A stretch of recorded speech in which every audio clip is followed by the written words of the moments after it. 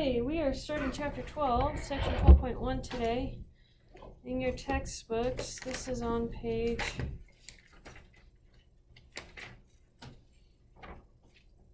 734.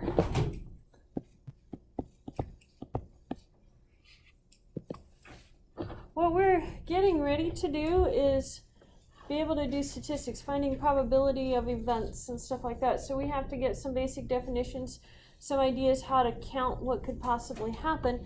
So we are going to do some examples right here. It says list and then count the number of different outcomes that are possible when one letter from the word Tennessee is chosen.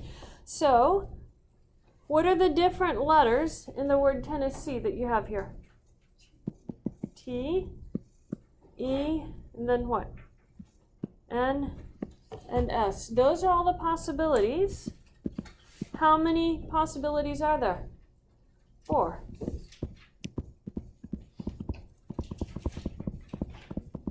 So you're just listing all the possibilities that could happen and then counting it for this one. That's a very basic approach. List it and then count what you listed. It's not always going to be possible, or maybe I should put it this way, you're not always going to want to list them all, because what if I gave you a set that had, say, 10,000 different options in it? Now you have to figure out what they all are. You're going to want a different method to come up with all those 10,000 options. In fact, when we get much more than about 15 options, you don't really want to list them anymore. It can be difficult to list them all. So let's get a few definitions and then we'll talk about some counting rules. An experiment is an activity with an observable outcome. That is just going to be our definition for an experiment. An activity with an observable outcome. Flipping a coin, rolling a die, answering a multiple choice question on a test. You know what those possible outcomes can be. Any one of those things can be an experiment. The set of all possible outcomes of an experiment is called the sample space of the experiment, and this is going to be important for us because the size of the sample space is going to determine our probability for an event. An event is one or more of the possible outcomes of an experiment. So any subset of the sample space.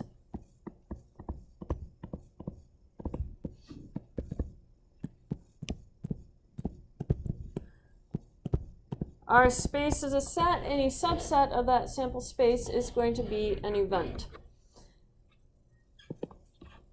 Okay, so let's look at an example. One number is chosen from the sample space. Notice our sample space is all the numbers from 1 to 20. One number is chosen. List the events in the following. The number is even. Which values are even in that set?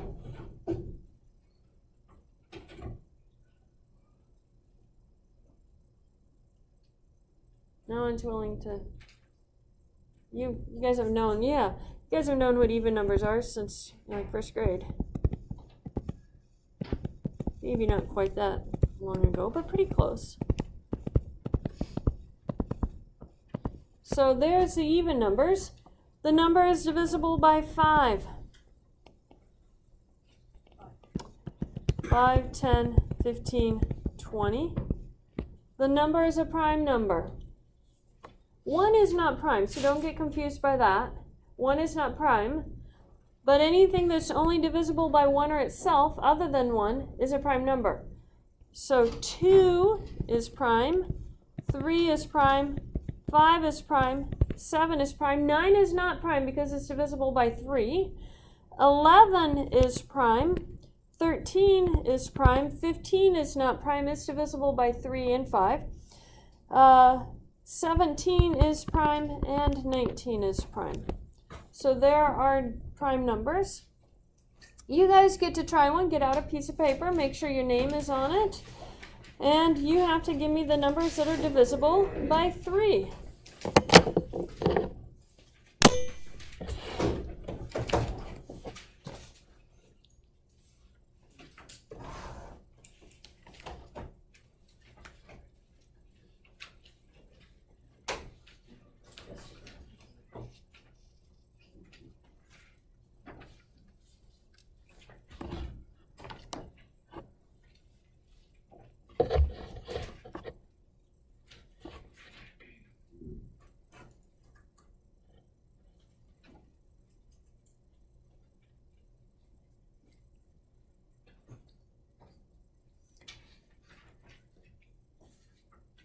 So what'd you guys get for this one? Yeah, 3, 6, 9, 12, 15, and 18. Is that what we all got?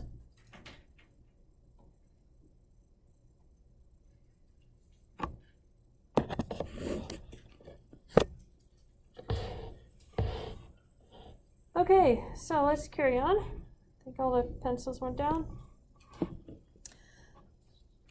We have a definition. A single-stage experiment is an experiment for which there is a single outcome. A multi-stage experiment is an experiment for which there are multiple single-stage experiments. More than one stage. Let's look at this example. Construct a table showing all the possible outcomes of rolling 2 fair dice.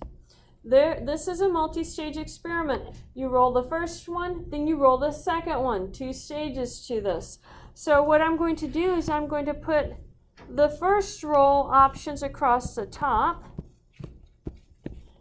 There are 6 sides to it, so I'm going to put the numbers 1 to 6. Then I'm going to put the second stage down on the side. Now in the first spot, this gives me the 1, 1 value, and I'm going to put parentheses around it, not because I want you to think of it as a 0.11, but because I want to differentiate it from the one right next to it. So I'm just putting the parentheses to differentiate it. The second one is going to be the 0.12. My pen just decided to stop writing. There we go. What would the third one be? 1, 3, then 1, 4, 1, 5, and 1, 6. Do the second row. 2, 1, 2, 2, then what? 2, 3, 2, 4, 2, 5, and 2, 6. Do the third one. 3, 1, 3, 2, 3, 3, 3, 4, 3, 5, and 3, 6. Let's do the fourth one.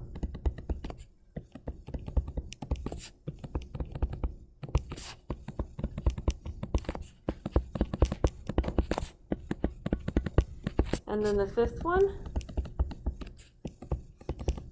Notice that there's a pattern to this. Using patterns makes our life so much easier. And then the last one. Missed the one.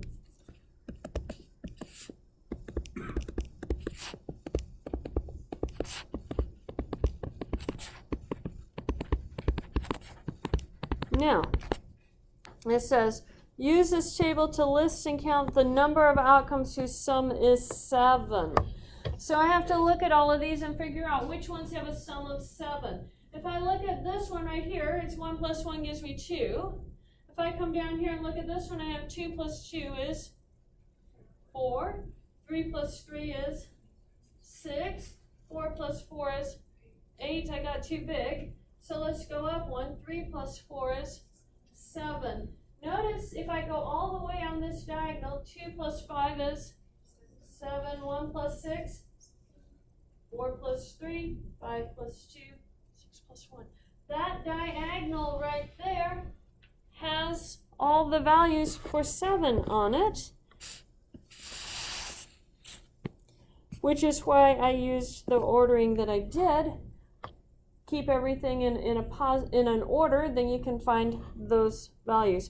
So my set would be 6, 1, 5, 2, 4, 3, 3, 4, 2, 5, and 1, 6. How many are there? Yep, there are 6 of them. So there is the answer. It took it away. Let me try that again.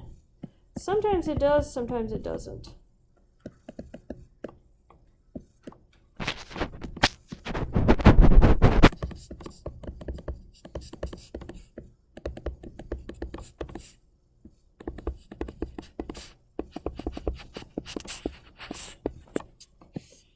How about we'll just underline it twice. There's our answer. have to write how many are in the set? Yeah, if it says count. Okay. Listed and then counted is what it said. We're not going to do that all the time, the listing part, but we will always do the counting part. Chapter 12 is all about counting. Chapter 13 is all about probability. So you need the counting to do the probability. Okay, so let's do another example. It says 2-digit numbers are formed from the digits 1, 3, and 8. Find the sample space and determine the number of elements in the sample space. So I have 2 digits. I'm going to put the first digit up here. Well, I'll put the first digit down here and the second digit across the top. So I'm going to get a 1 and 1, or an 11, a 13, and an 18, a 31, a 33, and a 38, 81, 83, and 88. So how many digits do I have total in my table? How many numbers do I have total in my table? 9 numbers. 9 numbers, and if I want to write it as a set, they are the numbers 11, 13, 18, 31, 33, 38, 81, 83, and 88. Okay. You get to do a 2-digit number using the numbers 2 and 4.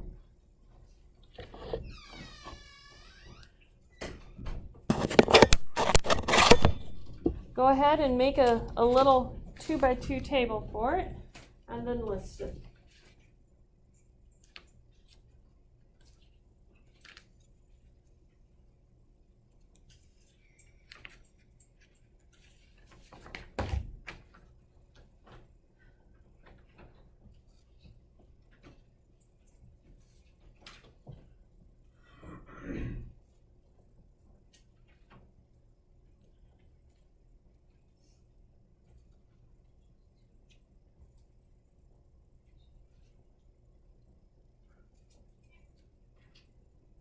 How many numbers did you guys get?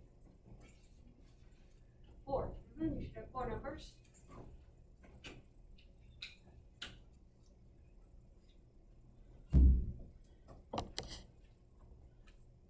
And what are your 4 numbers? 2, 2, 2, 4, 4, 2, 4, 4, 22, 24, 42, 44. Step up something?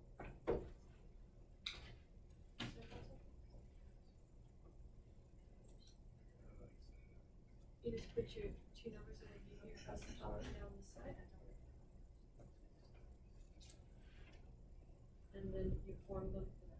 This one and that one. So if you write it for free, you said you just put 2, 2 right there.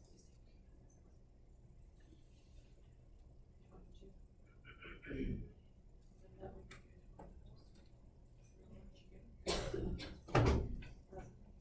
This one first.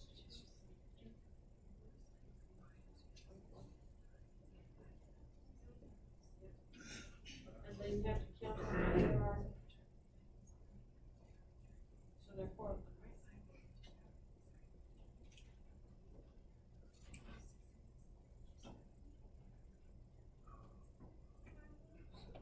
It's looking correct.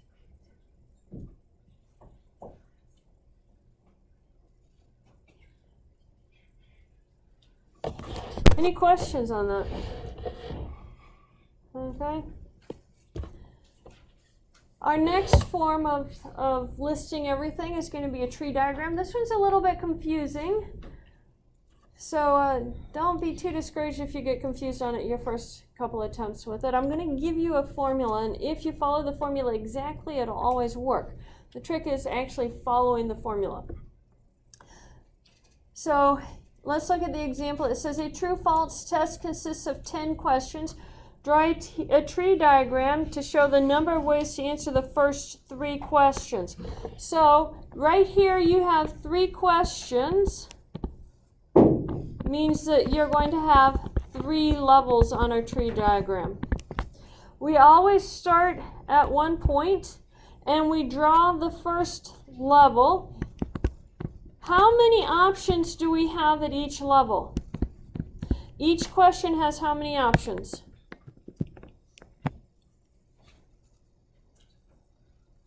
Two. Yes, it's just true or false. There's nothing in between.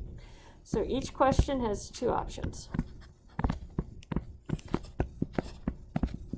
That means I'm going to draw two branches from my dot. So there's a starting point. This is my first question. The first question can have a true or it can have a false answer. The next level or the next question can also have a true or a false answer.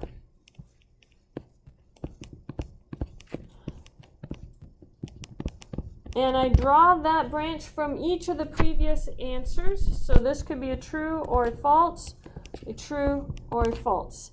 And then we have to do the third question. Each one of those actually also has two options. So there's two branches.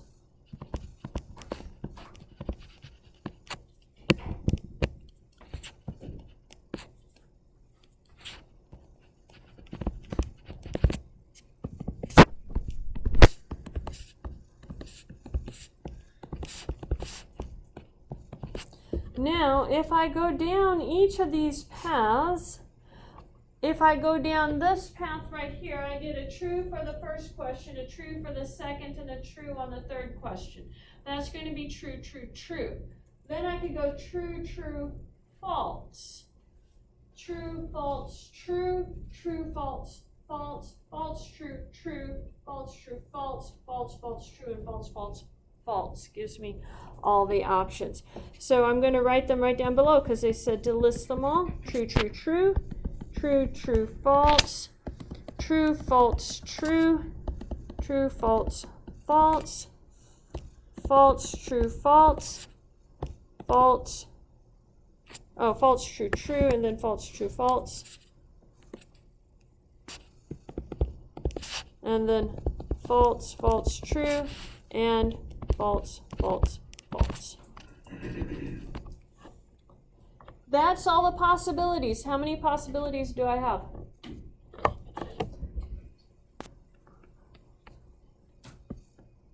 Eight possibilities, right?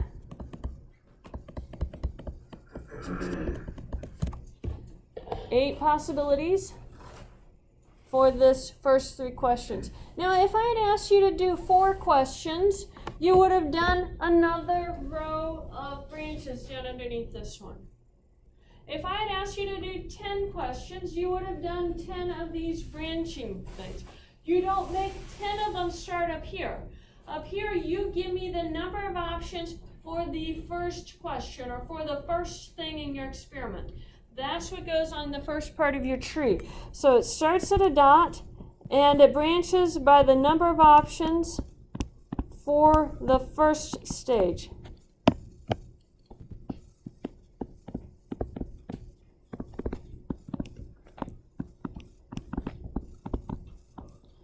Or level, however you want to think of it, for the first stage or for the first level. And then you branch off of that by the number of options for the second stage or the second level.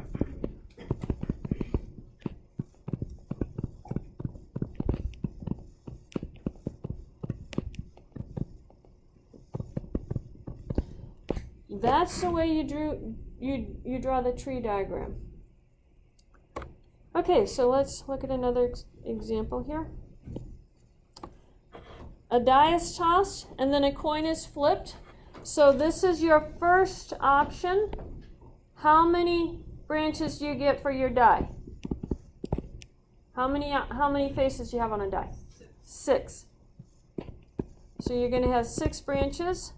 And then a coin is flipped. How many branches do you get for that one? 2 branches. So you're going to start at a dot, draw your 6 branches,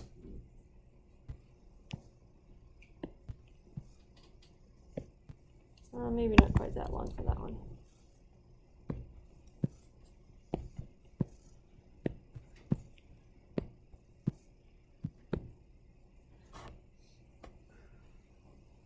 Label them. What are their options? Numbers 1 through 6. And then what are your options to go underneath that? Two options. Heads and tails.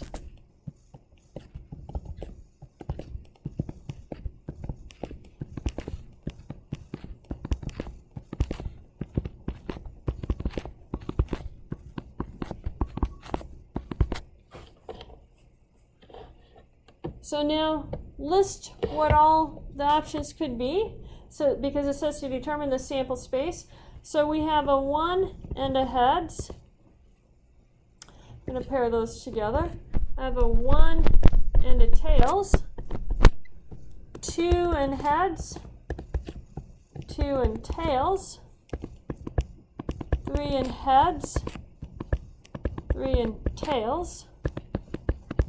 4 and heads. 4 and tails.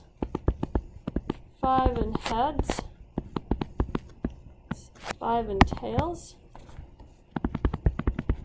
And then 6 and heads, 6 and tails.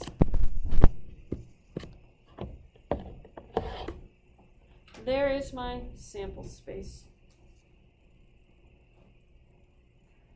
Can you do that on your homework? Make sure you practice them. If you're not getting them correct, come find me because I usually put one of these on the test. They're simple if you know how to do them. So they're usually an easy question for the test.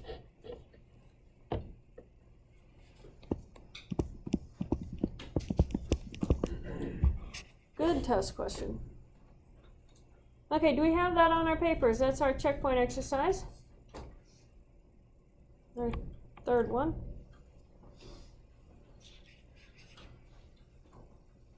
I don't see pencils going. So let's talk about a counting principle. It says, let E be a multi-stage experiment if N1, N2, up to Nk are the number of possible outcomes of each of the k states of E. Then there are, multiply them together.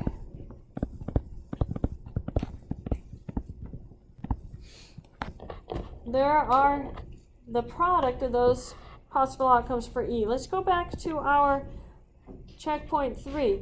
Notice we have 1, 2, 3, 4, 5, 6, 7, 8, 9, 10, 11, 12. We have 12 values in our sample space.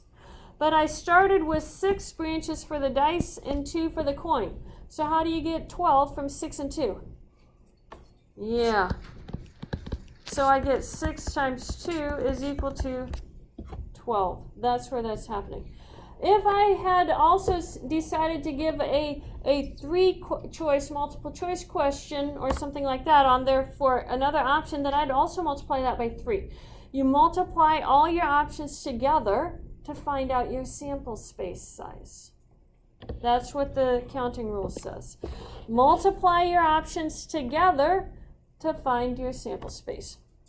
So let's look at an example. It says, in horse racing, a trifecta consists of choosing the exact order of the first 3 horses across the finish line. There are 8 horses in a race. How many trifectas are possible, assuming there are no ties? So you have the first to win, then you have the second to cross the finish, and then you have the third to cross the finish. You have 8 horses. How many options are there for the first one to finish? All 8 of them could be a choice for finishing first. We're assuming they're all very good horses. None of them have any broken bones. None of them were fed too much before they raced. So you have 8 horses to choose from for the first one. Now, the first one finished the race. How many horses do you have to choose from for the second one to finish? 7. The second one finished the race. How many horses do you have to choose from for the third? 6. We multiply our options together, and that tells us how many there are. So 8 times 7 is 56. 56 times 6, 336. Do you want to list them all? We didn't like listing 12 of them. You don't want to list 336 options. There are 336 ways for you to choose the order that the horses are going to finish in. Only one of those is going to be correct. What are the chances you chose the right one? Pretty small. 1 out of 336. That's actually where we're headed to determine those chances. Any questions on this? Multiply your options together. That's what this is saying. From the letters A, B, C, D, and E, how many four-letter words, four-letter groups can be formed if a letter can be used more than once? So how many choices do you have for the first letter?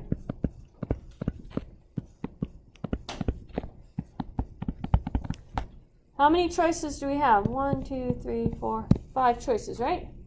Any one of those 5 can work for the first letter. Now it says you can use a letter more than once. So how many choices do you have for the second letter? 5. How many choices for the third?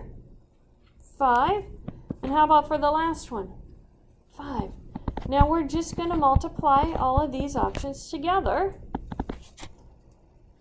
I think that's 625. Because 5 times 5 is 25. 25 times 25, I believe, is 625. 625 different four-letter groupings. We're not calling them words. If a monkey's typing, he has 625 options with those letters. Now look at number 2. It says each letter can be used exactly once. So I'm going to make my little list for the number of letters. I skipped third. Now, how many letters for the first place? 5. You can't repeat anything, so you used a letter. How many do you have for the second? 4. And then for the third? And then for the fourth? 2, right? Multiply it all together. And you have 20 times 3 is 60 times 2 is 120.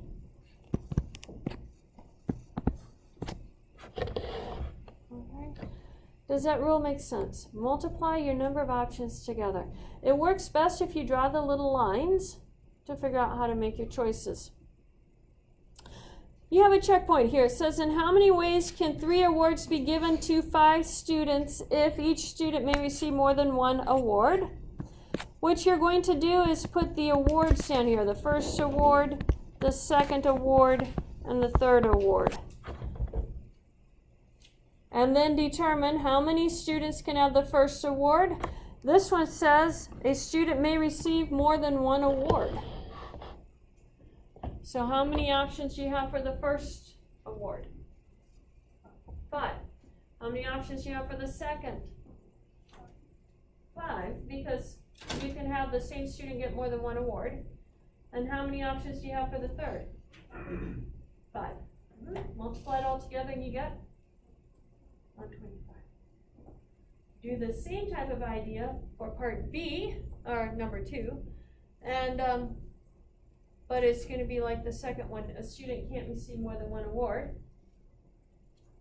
So you have 5 choices for the first. How many for the second? 4. How many for the third? 3. Multiply that together.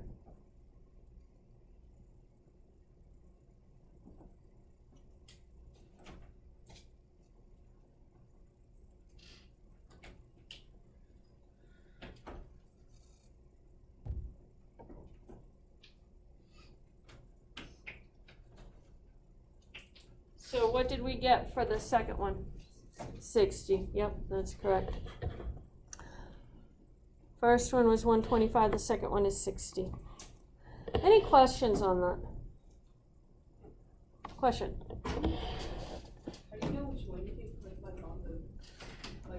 You want more numbers above and the less numbers here. So that's why I chose to put it this way, because I have 3 awards, but I have 5 students. So I can't put all 5 students here because then I have to guess which one gets the award. So you put the smaller number under the line, so draw the number of lines for the smaller number, and then choose from the bigger numbers. Yeah, that's how you have to think of it. Any other questions on that? Okay, we are actually done early today. Make sure you're attempting this homework before you come to class next time. It's going to start to get a little crazy, but if you keep up with the homework, then it'll make more sense.